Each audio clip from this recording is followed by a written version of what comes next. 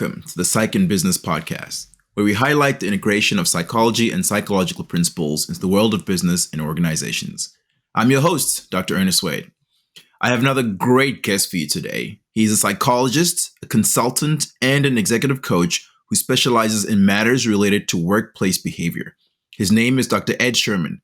Dr. Sherman has 40 years of experience in public safety, having served as a law enforcement officer, a firefighter, and a paramedic.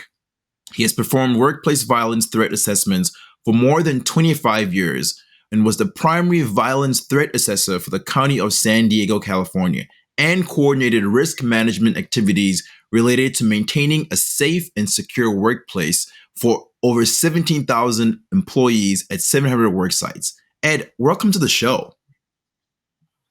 Thank you, Ernest. It's a pleasure to be here to join you. Ed, I'm really very interested in your experiences here, but I always want to first start off by learning a little bit more about you. So let's tell us about your story. How did you end up being a firefighter, a paramedic, a police officer, and a psychologist? And how did you end up where you are? Well, thank you, Dr. Wayde, for asking these great questions. And I'm so glad to have this conversation with you. It's an interesting journey and a little different path than some people have taken to get to their professional goals. But what's interesting about this is the public sector work and the behavioral science interest exist parallel for much of my life. And so early on, I had an interest in psychology, and I knew that I always wanted to pursue that educationally. But I had a strong influence in my life, and that strong influence was my father. And as it happens, my father was a firefighter and a law enforcement officer. So I was immersed in the environment. I like to say sometimes, almost quite literally, that I grew up in a firehouse in the sense that I went there a lot because that's where my father was. And so, I was used to that environment. I was familiar with the lingo, so to speak, and the things that they did. So it was very easy for me when I became an adult to transition into that, first as a volunteer and then as a paid full-time professional doing those things. And so, but my interest in psychology never waned. And there's parts of my public safety career where that became applicable even before I sort of formalized my education. Yeah, I think that's really interesting because you're doing a number of different jobs there, right? You're a firefighter, you're a police officer, paramedic, so you have to put on those different hats. How did psychology and the training in psychology help you to do that? So probably first and foremost, the recognition that although in whatever occupation or role a person is serving, if you're working with people, certainly as in the case of a first responder, and in case of many times a crisis that you're confronting and dealing with and trying to address, that even though there are skills that are important to help sort of extricate the person from that difficult situation or do something to make it better or resolve the situation, if possible, at the center of it is still a human being. One or more human beings who are experiencing something in their life, which for most people, if we need to call for first responders, is usually something rather traumatic that has happened to us or somebody around us. And so I always kept that in mind in the work that I did and tried to use those principles of understanding, being empathetic with people, trying to relate, and importantly, communicating that with them, because I found that in and of itself helped tremendously. Yeah, I really appreciate what you're saying there in terms of recognizing that we are all people first, right? And when you're calling the paramedics or the first responders, it's probably for something traumatic. So really being aware of that human behavior is going to come into play even more so there. So really important to understand that. Now, I know you've done a lot of work with safe and secure work environments, and I'm really tuning into that. You mentioned in the beginning there that you really work with organizations to help them with workplace behavior. I think that's a distinction that really needs to be clarified. Why is that different than just regular behavior? Well, in every workplace, there are people who come and gather to perform certain functions, and that literally could be either in person in the traditional sense or virtually in the remote world Hmm. that many people work. But in either case, people come together in smaller, larger numbers to try to work together. But we all, of course, bring with us Hmm. everything that is a part of who we are, of our experiences, Hmm. of our Hmm. expectations, of our interpersonal skills, of our problems, of our concerns. And all of those things exist not in a void, Hmm. but in fact, very much present and part of the dynamic of working with other people. Hmm. And so whatever the role or duty or occupation or expectation is that the person is performing, we recognize that we people have health problems, they have family problems, they have conflict with other people who they work with, Hmm. and so trying to understand, and in much the same way as I mentioned with public safety, a more holistic viewpoint of what is going on rather than simply saying, for example, a person is underperforming Hmm.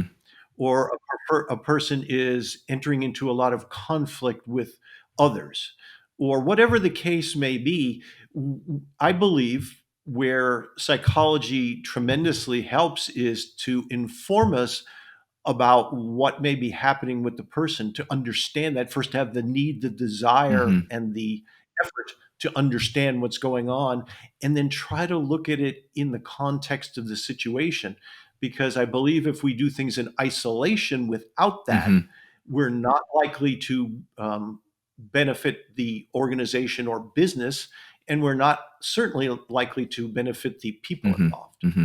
Yeah, I mean, I completely agree with what you're saying, right? People bring their home experiences to work with them, even though it's a different work environment. And so we need to be aware of that and be mindful of that. So it's absolutely important to really keep that in mind and make sure that we're understanding that.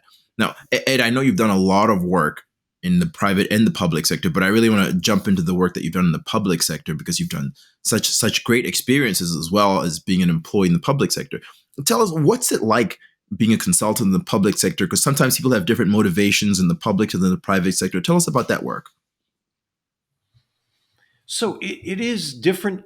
It's similar in some ways, and it's different in others because the public sector, for those who have not worked in it or experienced it or are familiar with it, may be um, something that is different to them in terms of a culture, Hmm. in terms of style, in terms of motivation, in terms of desire for certain Yep. outcomes. One of the most common questions that I'm asked is, since there isn't, in essence, a profit motive per se Hmm. in the public sector as opposed to the private sector, how do you motivate people? What interests people? Why, if there's a situation where there's a problem or an issue or concern, how do you incentivize Hmm. them changing that? Because in the private sector, if a person was not being productive and therefore an organization was not being productive, there would inevitably be Yeah. consequences that would sort of fall into place Uh-huh. naturally. But that is not the case necessarily in public sector, even though they, of course, have budgets that they have to meet and so forth. But what I find is one of the key things that people share is that they is their number one, their own personal desire to serve and to do a good job. That's why many people enter public safety Hmm. occupations, Hmm. but also to advance their career Yeah. and to be able to accomplish more and move up the proverbial ladder if they so choose to do that. And not everybody does, but depending on what someone's goals and desires are, those can be just as strong of a motivator as some sort of financial Hmm. Hmm. motivator. Yeah, I've worked in the private sector and the public sector. I actually worked in the private sector first before I worked for the Department of Veterans Affairs. And you're absolutely right. The culture and the motivation is completely different there. I mean, I found that, the motivation in the VA was really trying to serve the veterans to the best of your ability. And that motivation and that drive was completely different than the public sector, than the private sector. Ed, can you give us some examples of some of the work that you've done in the public sector and how you've used your skills to help them be more successful? So there are three types of services that I primarily provide, and that is coaching, Hmm. consulting, and training.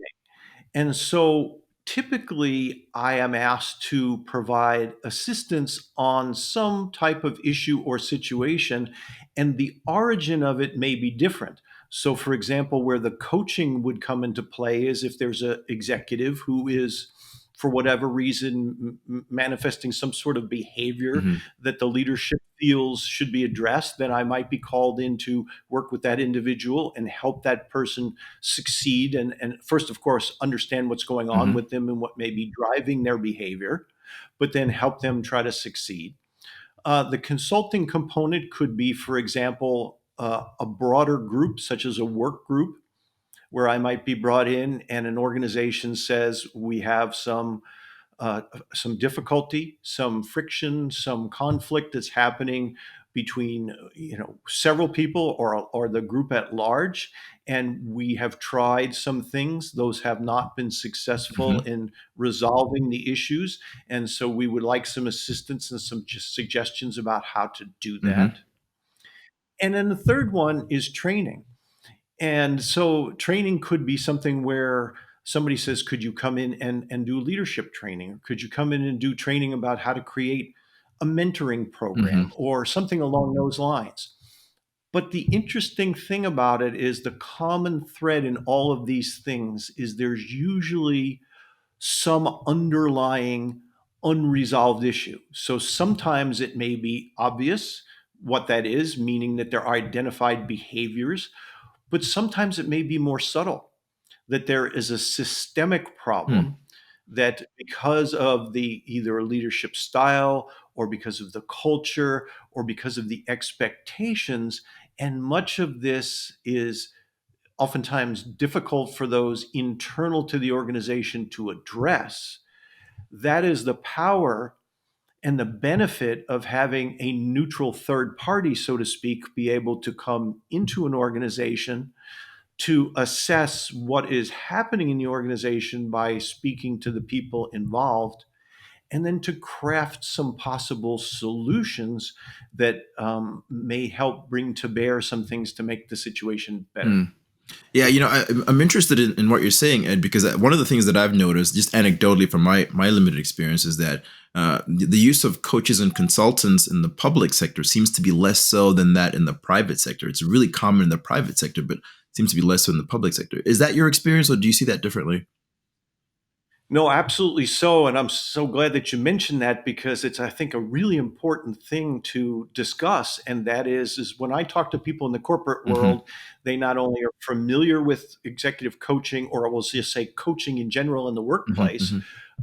and have maybe even or oftentimes had a coach or had the assistance of multiple Yeah. coaches. But that's very different in the public sector. I find when I talk to public safety leaders, many of them are either unfamiliar with what the coaching process is and what is involved with it. Hmm. And the vast majority, in fact, I would think it's true to say very few of the public sector leaders who I work with have had the opportunity for coaching.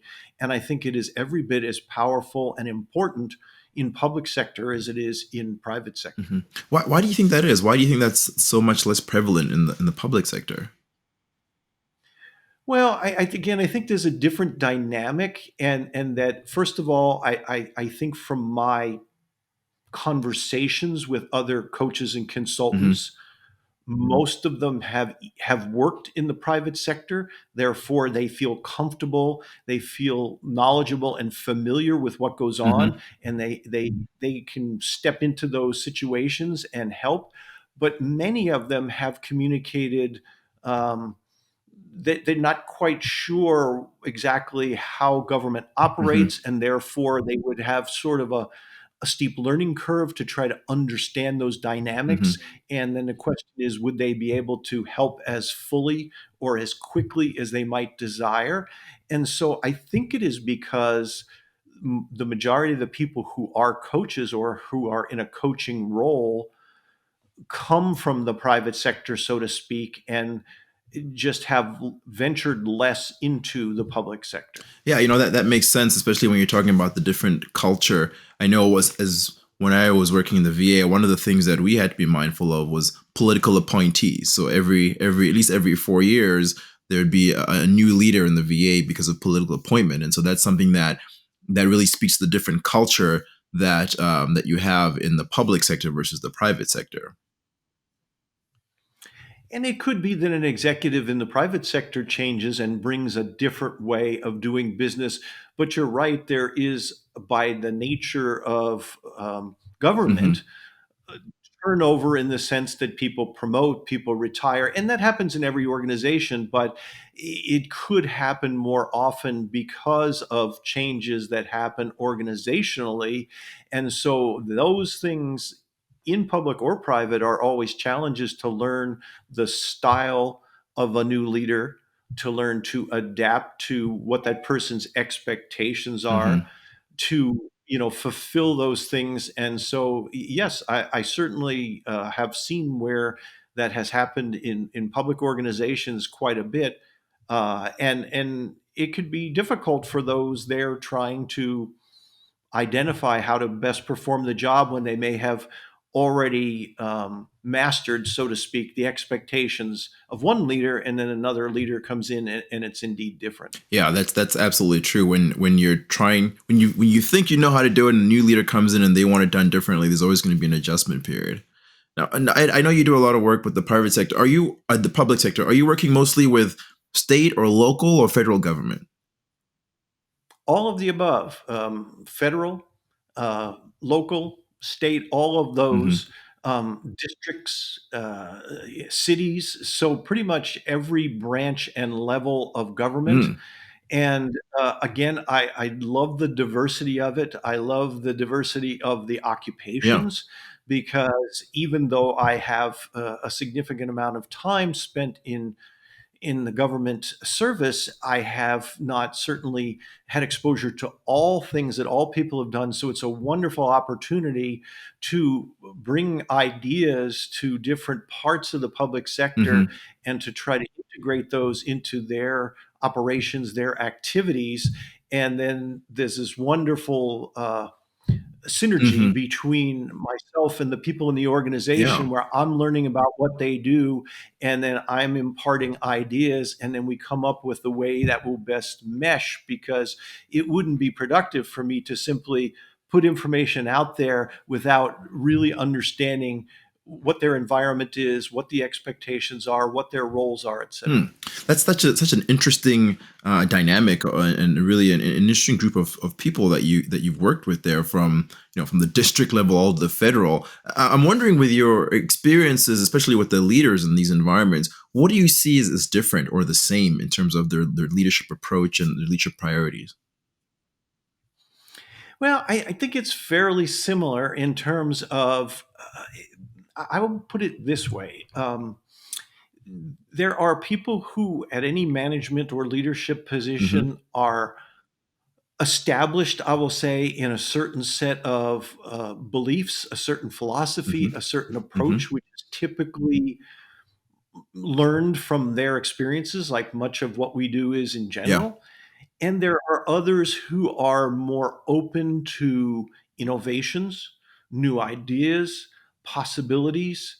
And so that's where it's a really interesting conversation when I meet potential clients, is that I try to understand their perspective, their outlook, their philosophy, Hmm. to determine if it is a good fit for me to work with them. Hmm. Because it's really important that any leader is open to at least discussing the concerns and the problems, because it's really quite difficult to advance any type of, I'll say, either new agenda or even resolution to an existing problem, if the viewpoint is the reason we do this is because this is the way we've always done it. that does that does not Yeah, necessarily I've produce the heard best that before. results. Yeah. The reason we do it is because that's how we've always done it. Well, why? Well, I don't know, but that's how we've always done it, right? Yeah. Yeah, that's a really great point, Ed. And leaders are pretty consistent in their approach, regardless of whether it's private or public sector. And so really making sure that you're understanding. And I think that's where the psychology comes into place, right? Because humans are psychological beings. And so your experience really helps you to better understand them. Absolutely so. And I mean, again, that's the whole person because I'll take, for example, a team Hmm. building, and I have seen this both internally as an employee and externally as a consultant, where someone comes in and they offer ideas and suggestions. They gather a group together, typically the leaders together, or even a larger group, Hmm. and they offer ideas and suggestions and innovations, but then they leave. And then that does not typically produce the desired Yeah. result because the one and done sort of way of doing it, it's great to plant a seed. And I believe that part of our job is always with individuals, with groups, with organizations, Hmm. is to plant the seed. And we never fully know a person's Yeah. readiness Yeah. state. And their readiness state is really important. So it's not to say that going in and doing a presentation isn't valuable, but it really needs to have uh, more follow up Hmm. if we hope for those roots to grow and really become stable and a part of the culture. Because if not, they may go right back to doing whatever it was that the person was called in for to begin with. So it really is important that it sort of is an evolution. And whether I'm working with individuals or I'm working with groups, my style is that I offer ideas and suggestions and then ask people to pilot those Hmm. things. Say, see how this Hmm. works. And then we come back together. And when we reconvene individually or as a group, I say, first of all, did you try it? And sometimes they did, and sometimes they didn't. And if you actually tried it, what was the Hmm. result? And if the result was good, okay, maybe we want to repeat Hmm. that. If the result did not produce the outcome, which is really what we're looking at, is, did it produce the result you wanted? Okay, so let's fine tune that. Let's work on that. And so it's a process, and this is sometimes people expect magic Yeah. results, and humans don't work that way. Mhm. We can't just flip a switch and have somebody behave Yeah. differently. It's an evolution. It takes Yeah, time. I really appreciate what you're saying there in terms of it being an evolution. It takes time. I think one of the most important things about behavioral change is that it's a process, right? It's not a prescribed medication. You take it once and you're done. It's a process. It's continuous. You have to be consistent at it. And there's going to be times when you do a good job and sometimes when you don't. It's not a straight line. It's a process that has times when you win and times when you don't. And so you need to be consistent and continuous on it to make it successful. So I really appreciate that. And we can go on and on, but I want to be respectful of time here. How do people get a hold of you if they want to get a hold of your services or continue the conversation with you? So, two best ways. One is by email, and that would be ed@shermanconsulting.org. Or the other one is by LinkedIn, and my username on LinkedIn is Dr. Ed Sherman.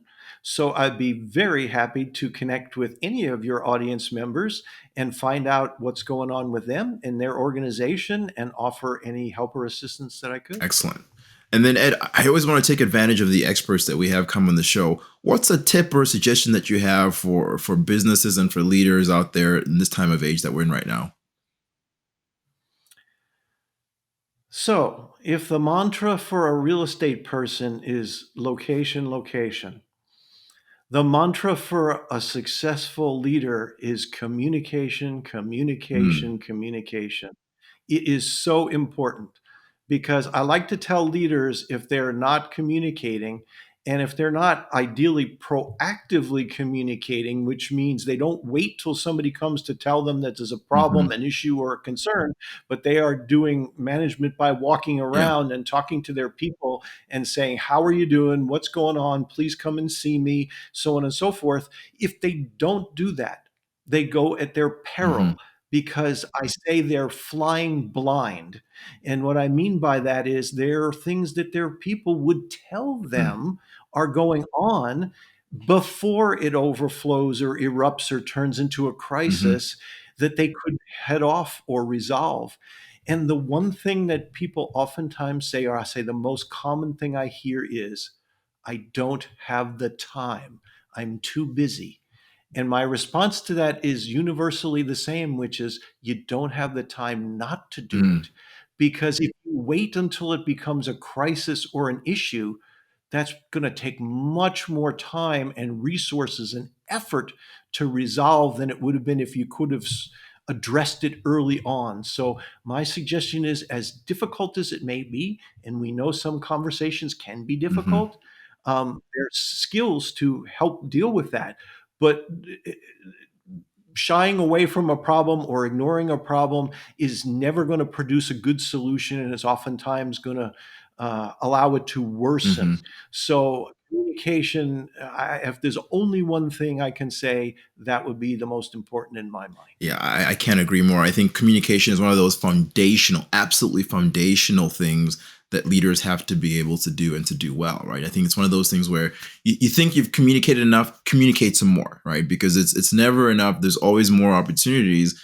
And to you, what you're saying about the bad news does not get better with time. So just saying, well, avoiding it, it doesn't make it better, you know? So absolutely agree with you. Communication is absolutely key.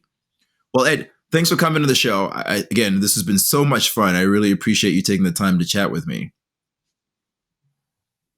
Well, thank you so much, Ernest. I appreciate this opportunity. Thank you, Ed. And for our listeners, thanks for listening, and we hope you'll join us next time.